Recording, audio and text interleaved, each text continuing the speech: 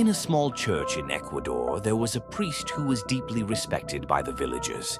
Sadly, in 1982, at the age of 90, he passed away under mysterious circumstances. Most notably, of the 2,000 attendees at his funeral, the majority were German, and they were accompanied by armed bodyguards. Furthermore, a vast collection of artwork was discovered in the church's basement, and 2 cargo planes landed in the village to transport all the artwork away. What followed was a shocking controversy regarding the priest's true identity. It was alleged that the priest was none other than Adolf Hitler, the infamous leader responsible for World War II. This priest's name was Carlos Crespi Croce, but he was known to the villagers as Father Crespi. He had arrived in the village of Cuenca, Ecuador, in 1957. Crespi, originally from northern Italy, graduated the University of Padua. He claimed to have worked as a curator managing the Vatican's art collection before moving to this remote village. Over time, he became highly regarded by the villagers due to his deep faith and kind nature. In 1981, a man who had been traveling the world since the end of World War II visited the village of Cuenca. This man was Wendell Stevens, a former U.S. Army colonel who had served in World War II. During his time in the village, Stevens happened to meet Father Crespi. Feeling that the priest seemed strangely familiar, Stevens later returned to the U.S. and made the startling claim that Father Crespi was actually Adolf Hitler. On April 30th, 1945, Adolf Hitler, sensing Germany's imminent defeat, is said to have taken his own life in his underground bunker in Berlin using a handgun. His subordinates reportedly burned his body immediately after his suicide, and when Soviet forces stormed the bunker, they only found his remains. However, the person who identified Hitler's body by his teeth was merely a dental assistant who had seen him only twice. In 2009, a shocking revelation came to light when the University of Connecticut analyzed the DNA from a skull fragment believed to be Hitler's.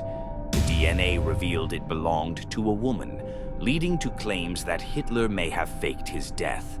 This fueled conspiracy theories suggesting that Hitler escaped Germany, possibly fleeing to a base in Antarctica or hiding in Argentina. Moreover, it became known that Stalin, in 1946, had given a secret order to find and eliminate Hitler, adding more credibility to the survival theories. According to Wendell Stevens, the Father Crespi he met in Ecuador in 1981 was, in fact, Hitler, who had escaped from Germany. As evidence, Stevens first pointed out that the village of Cuenca, where Father Crespi lived, was known to be a hiding place for Nazi officers who had escaped Germany after World War II. The timing of Father Crespi's arrival in the village coincided with the period after Hitler's supposed death, and if Hitler were alive, he would have been around the same age as Crespi. Furthermore, Stevens noted that unfamiliar Germans would often visit Father Crespi. But that wasn't all. Stevens had personally seen Hitler during World War II, and when he met Father Crespi, he was struck by the resemblance. Out of curiosity, Stevens took a photo of Father Crespi and compared it to thousands of photos of Hitler. He claimed that the two bore a remarkable resemblance. It wasn't just his appearance.